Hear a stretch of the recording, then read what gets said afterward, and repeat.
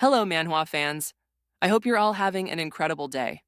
First, I want to thank everyone who commented on the last video, and of course, everyone who left a like.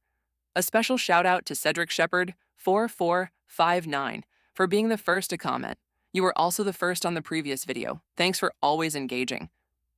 Now, let's get into this recap. He considered using his eye ability, but doubted that Seo could mentally handle it. Instead, he thought the best option would be to erase her memory. When he completed the dungeon, he had received several rewards, including a coin that, when combined with holy water, would grant him more special coins for his abilities. Another reward was a memory suppression ability, which allowed him to flip a coin along with another one. If it landed on heads, he could erase as much of his target's memory as he wanted. After calculating everything he had gathered, he realized he had a total of 12 coins, though his experiences in the dream world didn't count. He was surprised to have 12, especially since they didn't seem to have any special abilities on their own. The system then explained how to use them. One side of the coin had a demon's face, while the other showed the demon's back. The coins were consumed when activating the ability, and if he failed, he would still lose the wagered coins. He could only attempt the ability if he had both the necessary and the wagered coins, but his chances of success were only 50%. Kim knew that, thanks to Nabi, he had gained 4 more coins, bringing his total to 16. This meant he could attempt it up to 4 times, so he hoped to succeed at least once. Even though he didn't want to do this to Seo, the system warned him that if he failed, he would never be able to make the chalice shine again. This put Kim in a tough spot, especially since it was a time-limited mission. If things continued like this, he wouldn't be able to pray again. At that moment, Seo asked him for at least an explanation, but Kim only apologized. This frustrated Seo, who questioned if that was all he had to say. She told him to move aside since she was leaving, but Kim grabbed her arm, asking her to wait. He knew he was in the wrong, but he couldn't let her go after she had come all this way for him. He asked how she felt, seeing her teary-eyed, and invited her to come inside for a moment. Now, let's rewind a bit. Seo's friends were quite surprised when they found out she had rejected the student council president, despite him being smart, handsome, and an excellent student. But Seo simply didn't see him as her type. They were curious to know what kind of guy she actually liked, though Nayoon was worried she might end up with someone terrible and suffer because of it. Seo, however, was convinced that Kim was a good guy, or at least she had thought so before. Now she saw him as a complete jerk. She recalled the girl she had seen earlier when they met outside the classroom, which discouraged her, knowing she had been the second choice. Despite that, she noticed Kim treated her much more kindly compared to before. She wondered if it was because he had suddenly reappeared and was trying to make things right with her. However, that didn't change the fact that he was a fool who had left his girlfriend behind. At that moment, she recalled all the good times she had shared with Kim and couldn't imagine letting go of someone like him. That's why Seo told Kim that she didn't need anything from him. She only asked that he love her more than the girl she had seen before. She was aware that she might not be a good woman and that Kim wasn't either. But even so, she was determined to have him all to herself. Hearing this, Kim stepped closer to Seo and kissed her. After that, Seo couldn't comprehend what was happening. She felt her heart soften and questioned whether it had always been this way. Every time she felt Kim's hand or heard his breath, it drove her crazy. Meanwhile, Kim was enjoying some bread while preparing a technique to cleanse Seo's corruption. He knew everything was set for a ceremony, but he wanted to make her wait a little longer, so he started eating a yogurt.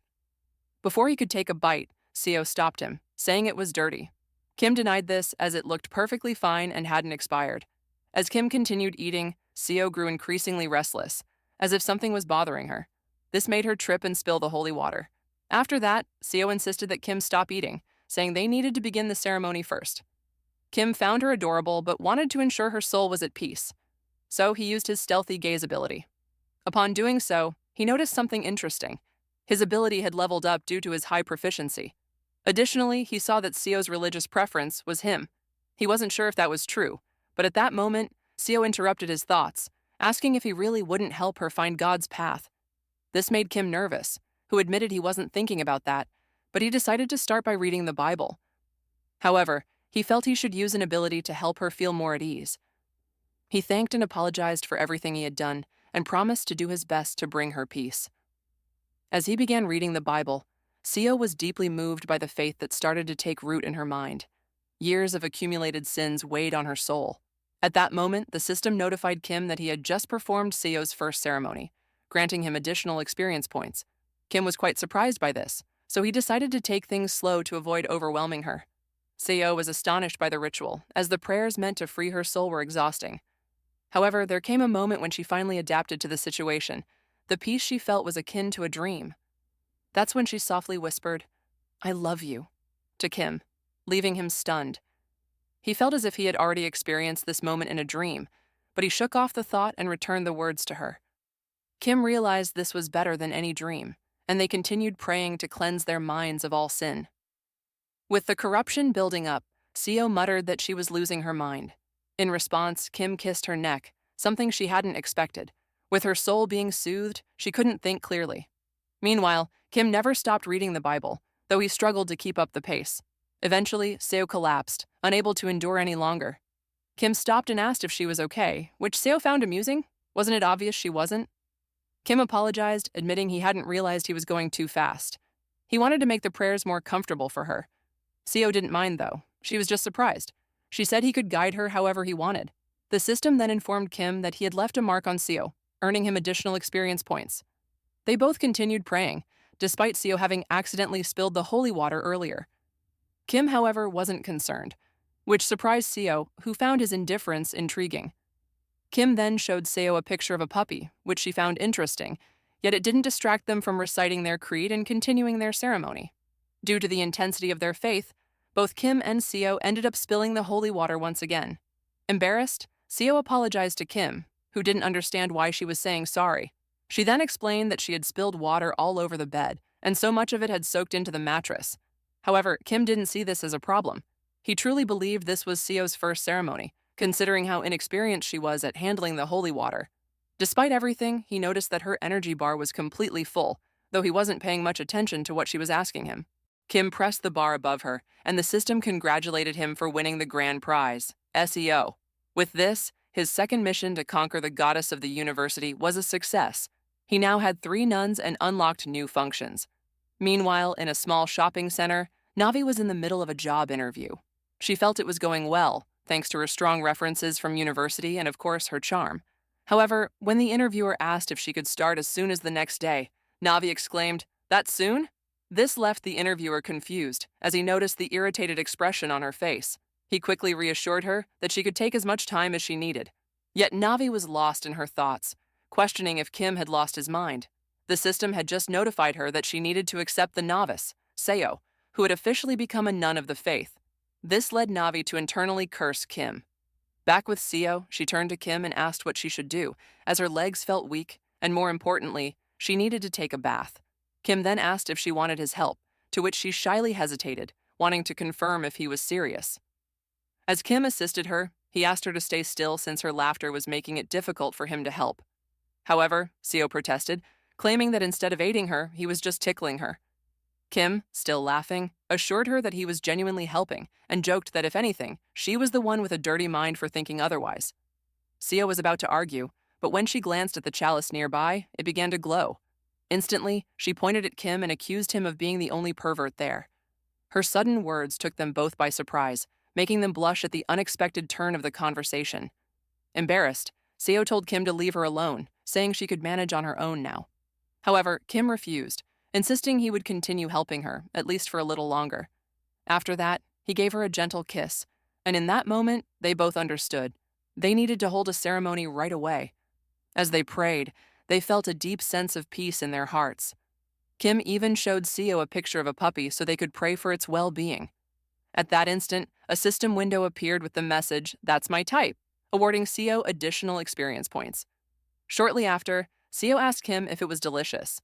He immediately nodded, though in his mind he was impressed by her skill and curious about where she had learned it.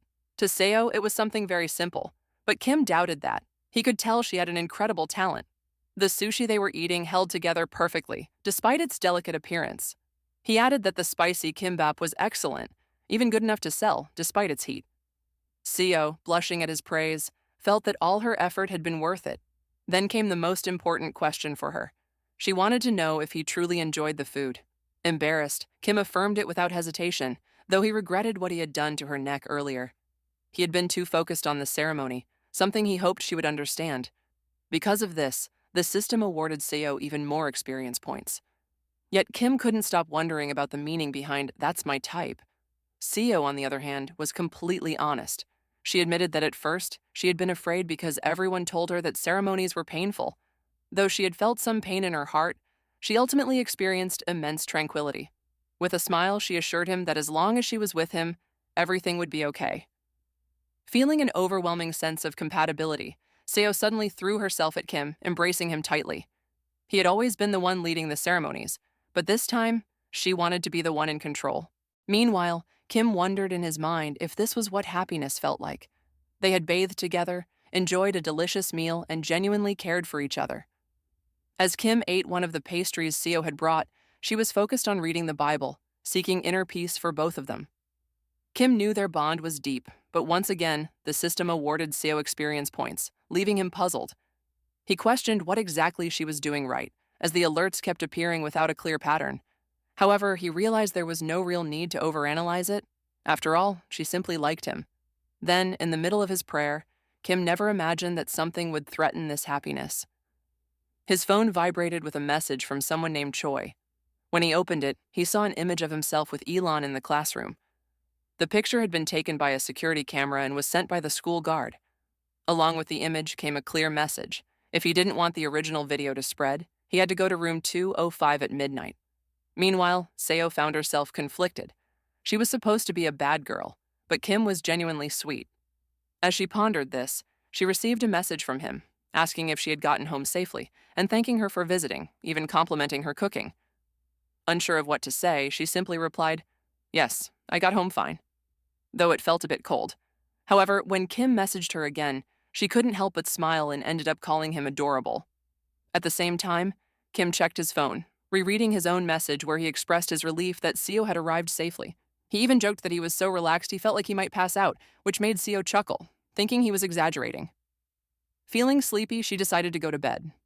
Kim was happy to see her response, but he couldn't rest yet. He had to attend the meeting forced upon him. As he made his way to the university, the dark hallways made him wonder who could be behind the message. Looking at the photo again, he realized it came from a security camera. This made him question whether it was someone working for a surveillance company. If that was the case, they probably had other videos of him as well.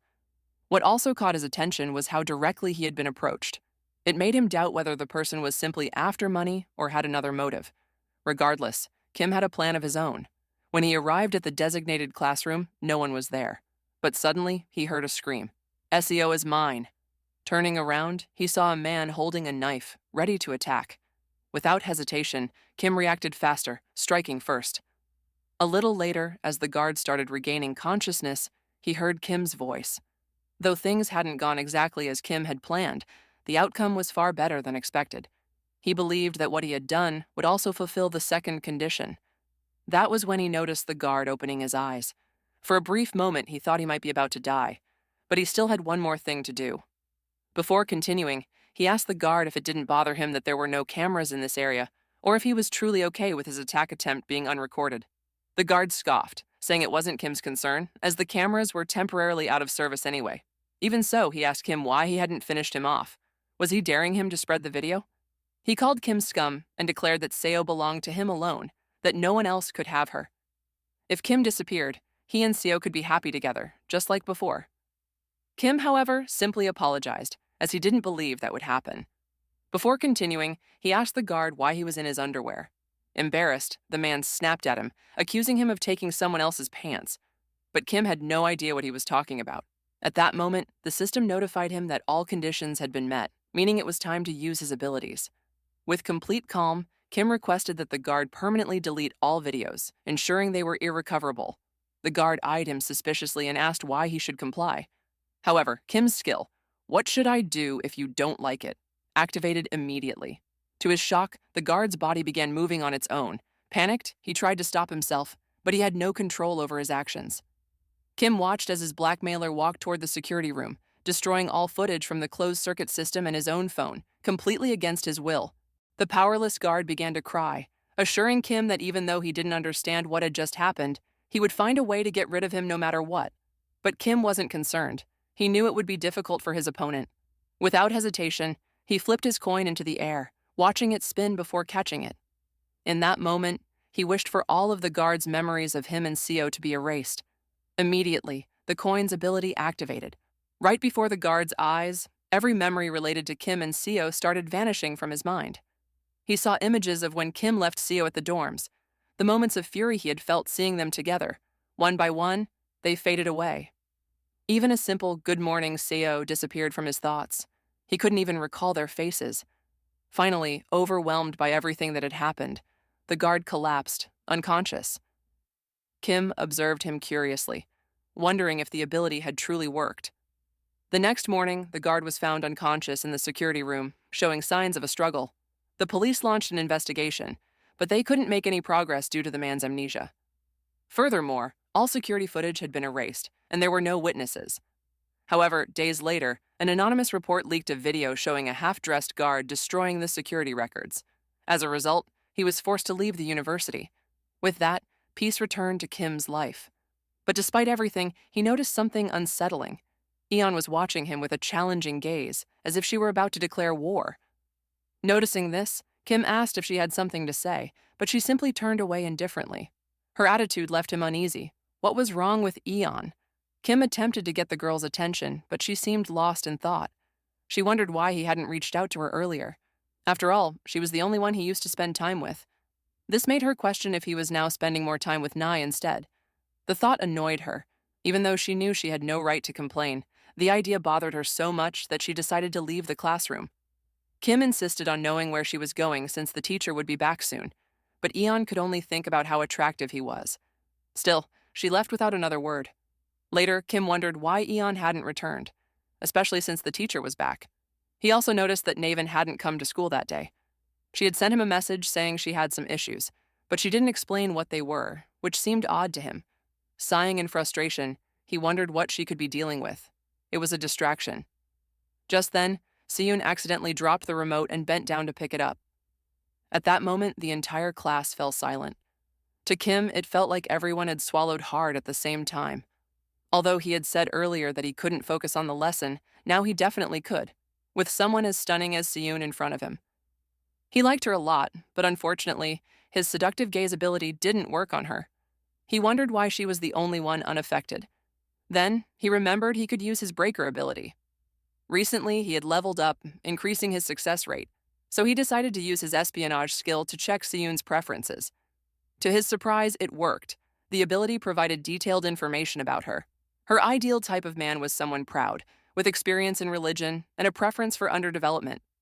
Her main interests included bread, Danonino yogurt, ears, and the spine's curve.